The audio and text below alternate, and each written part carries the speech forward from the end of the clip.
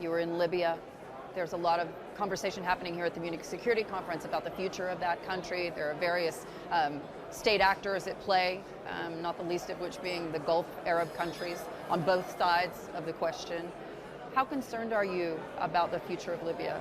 Well, I'm concerned at the present moment on the one side by the positive political declarations that we have seen emerging from the Berlin Conference and subsequent efforts to make it happen, the commitment happen on the ground.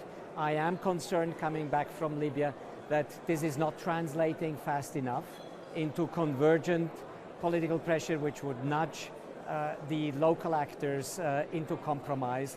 At the present moment we see war violence still very much spreading in Libya. We see front lines active, we see increasing number of people displaced, and we see here again a degrading of the traditional social systems, the health system, the education systems, the water and sanitation systems. This makes the Libyan society vulnerable, and if we don't find political solutions as well as scale up humanitarian response to these crises, we will see more problems in the future. When you think about the Syrian refugee crisis, something we've been talking about for years now, we talk about donor fatigue, for example. Lebanon today obviously facing a huge financial crisis, and there's a lot of concern about the Syrian refugees in that country getting the care that they need.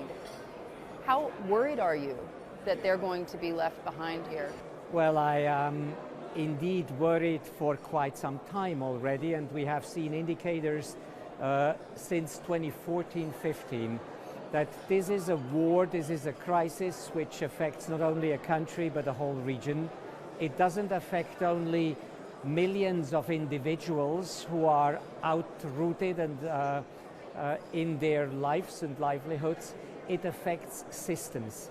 And once you have a long time protracted conflict going on, which you see degrading systems to service populations, you then have exhaustion of populations, you have exhaustion of donors, you have exhaustion of actors on the ground.